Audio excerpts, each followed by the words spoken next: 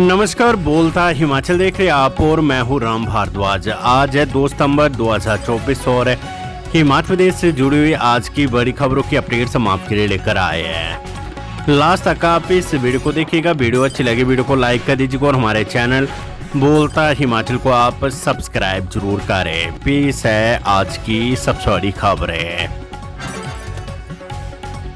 खबर कर्मचारियों से, हिमाचल में कर्मचारियों की सैलरी और पेंशनर्स की पेंशन पर आया संकट। हिमाचल का आर्थिक संकट अब कर्मचारियों और पेंशनरों की सैलरी तथा पेंशन तक पहुंचता दिख रहा है। एक तरफ 2 तारीख सोमवार को 2000 करोड़ रुपए सैलरी और पेंशन के लिए चाहिए और दूसरी तरफ ट्रेजरी में इतने पैसे नहीं है।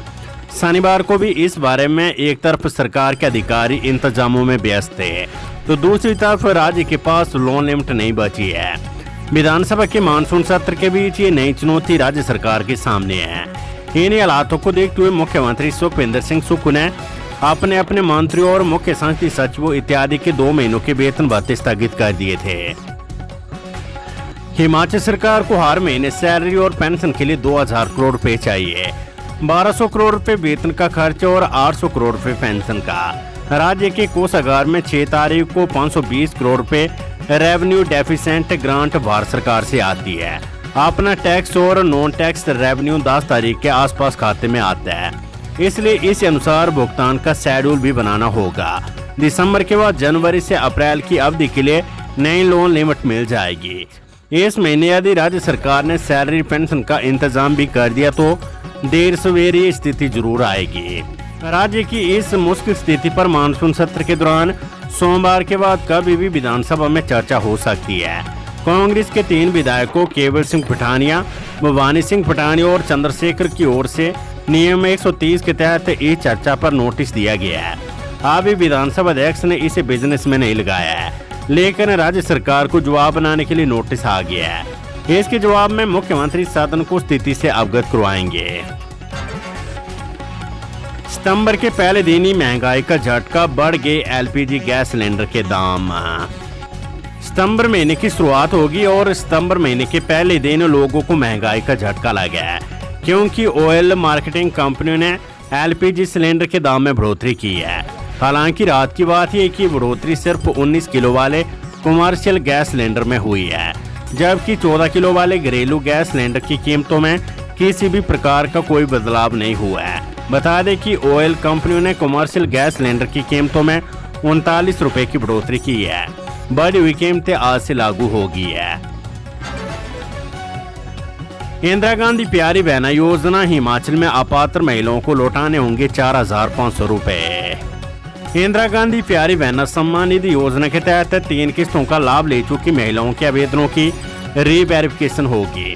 इसमें अगर लाभार्थी अपात्र पाई जाती है तो 3 माह की एक साथ मिली सम्मान निधि विभाग को वापस लौटानी होगी।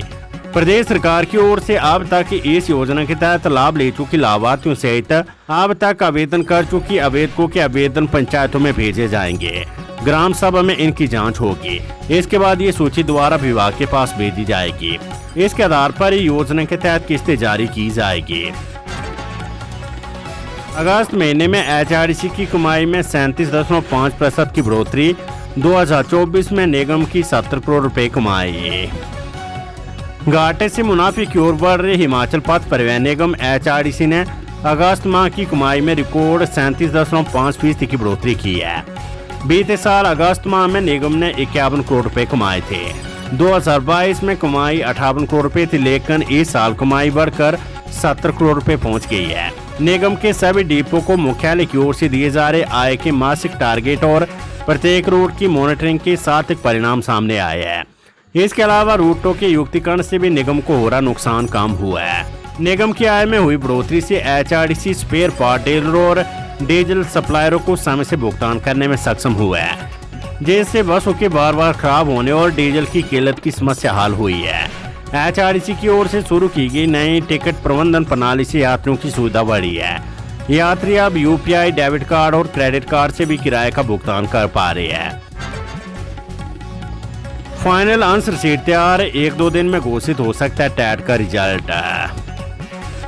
अध्यापक पात्रता परीक्षा के परिणाम का इंतजार कर रहे अभ्यर्थियों का इंतजार खत्म होने वाला है। हिमाचल प्रदेश स्कूल शिक्षा बोर्ड 1 या 2 दिन के भीतर विभिन्न विषयों पर ली गई अध्यापक पात्रता परीक्षा का परिणाम घोषित करने वाला है। स्कूल शिक्षा बोर्ड की ओर से रिजल्ट घोषित करने संबंधी प्रक्रिया को अंतिम रूप दिया जा रहा है। संभावना व्यक्त की जा रही है कि सोमवार या मंगलवार तक रिजल्ट घोषित हो सकता है। बोर्ड की ओर से फाइनल आंसर शीट तैयार कर ली गई है। प्रदेश सरकार अर्थव्यवस्था को सुदृढ़ करने की दिशा में उठा रही है कदम। सीएम सुक्खू। मुख्यमंत्री सुखविंदर सिंह सुक्खू ने कहा है कि प्रदेश में किसी भी प्रकार का आर्थिक संकट नहीं है और प्रदेश सरकार ने पहले दिन से राज्य की अर्थव्यवस्था को सुदृढ़ करने की दिशा में कार्य किया है, जिसके सकारात्मक परिणाम सामने आ रहे हैं। उन्होंने कहा कि सीएम मंत्रियों सीपीएस के 2 महीने के वेतन पर रोक लगाने का मकसद अपने आप को अनुशासित करना है। उन्होंने कहा कि राज्य में 40 वर्षों से जो व्यवस्था चली आ रही है उसमें सुधार की आवश्यकता है। ये बात उन्होंने रविवार को शिमला में मीडिया से अनौपचारिक बातचीत में कही है। जो भी काम कर रहा हूँ वो 2027 में हिमाचल प्रदेश आत्मनिर्भर कैसे बने और 2032 में हिमाचल प्रदेश हिंदुस्तान का सबसे समृद्धशाली और अमीर राज्य बने। मेरी आप पहले दिन से स्टेटमेंट रखें। और दूसरा जो ये कहा जा रहा है कि फाइनेंशियल मेस हो गया है, पैसे नहीं, ऐसा नहीं है। ये फॉर्म है। अगर हमने 2 महीने की सैलरी को रोक लगाई है तो इसलिए लगाई है कि हम सब लोगों को, समाज के सभी वर्गों को ये सोचना है कि हमें आने वाले समय में अपने आप को डिसिप्लिन करना है, अनुशासित करना है। ये एक ऐसी व्यवस्था 40 साल से चल रही है जिसमें सुधार करने की जरूरत है और मैं सुधार कर रहा हूँ। और आपको मैं बताना चाहता हूँ, इस सुधार से हमारी अर्थव्यवस्था में बहुत तेजी से सुधार हो रहा है। और ये जो कर्जा बोलते हैं 85,000 करोड़ रुपए का कर्जा, तो इनके समय था 10,000 करोड़ की लायबिलिटी भी थी। हमने तो कर्मचारी को 7% की डीए की किस्त भी दी है, 4% इस बजट में, 3% और दी है। लेकिन अभी हमारी अर्थव्यवस्था तेजी पकड़ रही है। मेरा यह मानना है कि इस प्रकार चर्चा करने की पता नहीं क्या हो गया है, ऐसा कुछ नहीं है। ये सुधारात्मक कदम जब उठाते हैं तो इस प्रकार की स्थिति आती है। तो इस प्रकार बोलना कि फाइनेंशियल क्राइसिस है, ऐसा कोई बात नहीं है। मैं आपको स्पष्ट कहना चाहता हूँ, ये अपने आप को डिसिप्लिन करने के लिए हमने किया है। और जो खर्चे हैं वो खर्चे भी करने पड़ते हैं। अगर हम खर्चे नहीं करेंगे तो कैपिटल एक्सपेंडिचर ही नहीं होगा। अब जैसे बिल्डिंगों की रिस्टोरेशंस है, रोड्स रिस्टोरेशंस है, ये सब खर्चे में, और हमें टारगेट दिया होता है कि इतने 1000 करोड़, इस साल हमें 6000 करोड़ खर्च करना है। मुझे नहीं लगता कि 6000 करोड़ हम खर्च कर पाएंगे। पिछली बार भी बीजेपी तो कभी खर्च कर नहीं करते, पर हम स्पीड कर रहे हैं, तो उससे भी इकोनॉमी को बूस्ट मिलता है और हमारा रेवेन्यू बहुत तेजी से बढ़ रहा है। और मुझे खुशी है कि जो हम सुधार कर रहे हैं और जो हम थोड़े बहुत कड़े फैसलों का असर होता है। मेरा सभी वर्गों के, समाज के सभी वर्गों से अनुरोध है कि सरकारी कर्मचारी जहाँ है वहाँ किसान भी है, बागवान भी है, मजदूर भी है, महिलाएं भी है, आम लोग भी है। इन सबको अगर अपने क्वालिटी एजुकेशन देनी है, क्वालिटी वाटर देना है, क्वालिटी इलेक्ट्रिसिटी देनी है और क्वालिटी हेल्थ देनी है। हेल्थ सिस्टम आपका चरमरा गया, शिक्षा आपकी चरमरा गई। हमें तो 19 महीने हुए। अब इन सब चीज़ों के लिए पैसे की जरूरत है और हम पैसा खर्च कर रहे हैं, उसमें सुधार कर रहे हैं और रिफॉर्म्स हो रहे हैं।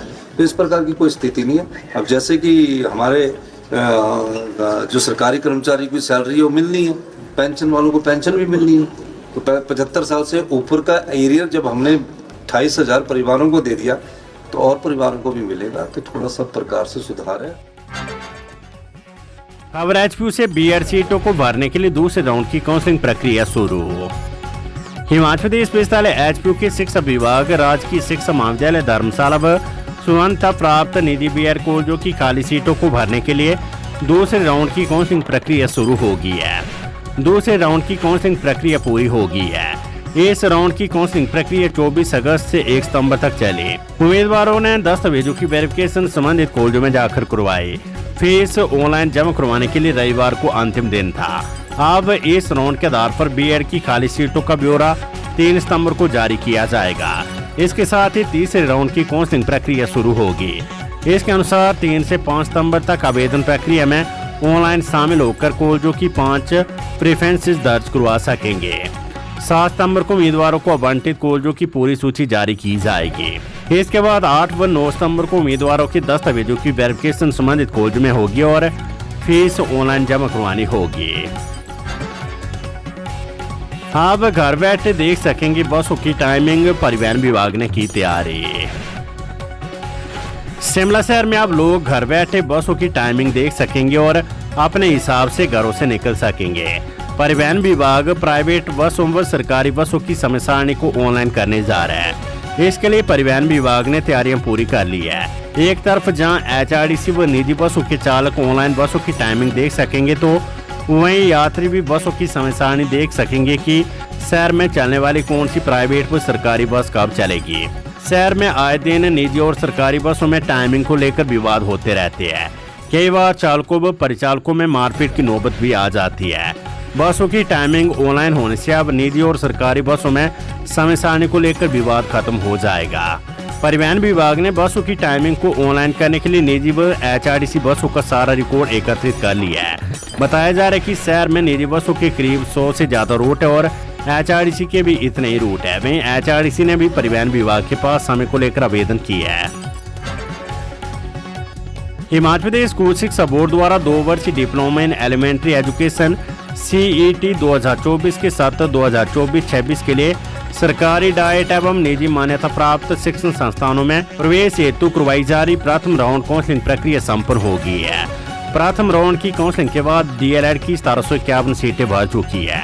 अब 699 सीटें रिक्त है। रिक्त सीटों को भरने के लिए दूसरे राउंड की काउंसलिंग जल्द आयोजित करवाई जाएगी, जिसका शेड्यूल बनाया जा रहा है।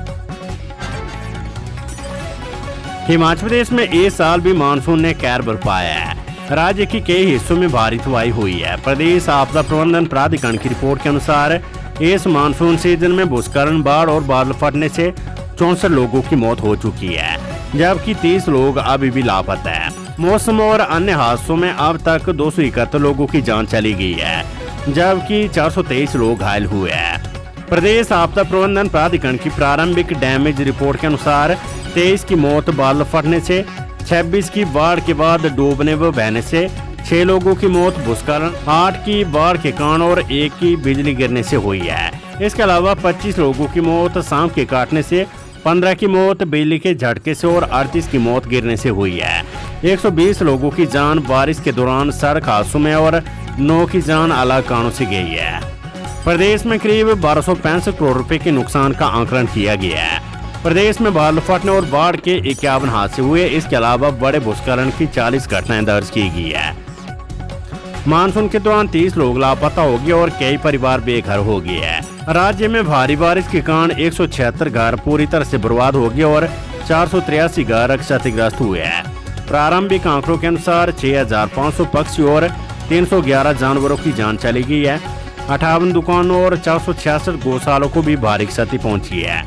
प्राकृतिक आपदाओं से 149 गाय की भी मौत हो गई है।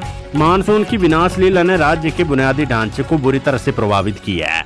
प्रदेश में 14 पुल पूरी तरह से बह गए और 13 पुल क्षतिग्रस्त हुए हैं। बारिश से जल शक्ति विभाग की 5082 परियोजनाएं प्रभावित हुई, जिनमें से 4801 को अस्थायी रूप से बहाल किया गया है। हिमाचल में साइबर अपराध रोकने में अहम भूमिका निभाएंगे 100 वॉलंटियर। हिमाचल में अब साइबर अपराधों पर नकेल कसने में पुलिस के साथ अब वॉलंटियर भी अहम भूमिका निभाएंगे, ताकि लोगों के साथ साइबर क्राइम घटित ना हो सके। बढ़ते साइबर क्राइम को रोकने के लिए अब आम जनता भी पुलिस का सहयोग करने लगी है। पुलिस ने अपने वॉलंटियर के रूप में नियुक्त करी है। इसके लिए नेशनल साइबर क्राइम पोर्टल पर व्यक्ति को रजिस्ट्रेशन करवाना होता है और जिला स्तर पर भी इसकी व्यवस्था की गई है। इसके लिए हिमाचल में करीब 100 वॉलंटियरों को साइबर अपराध रोकने के लिए अधिकृत कर दिया गया है और इनकी जिलेवार सूची भी जारी कर दी गई है। इसके लिए 117 लोगों ने आवेदन किया था, जिसमें से 7 को पहले मंजूरी दे दी गई थी, जबकि 92 वॉलंटियरों को अब स्वीकृति प्रदान की गई। वहीं 18 लोगों के आवेदनों को अस्वीकार किया गया है। इसके तहत 30 साइबर एक्सपर्ट, 38 साइबर जागरूकता प्रोमोटर्स और 24 गैर कानूनी सामग्री वाले साइबर वॉलंटियरों को साइबर अपराध रोकने के लिए अधिकृत किया गया है।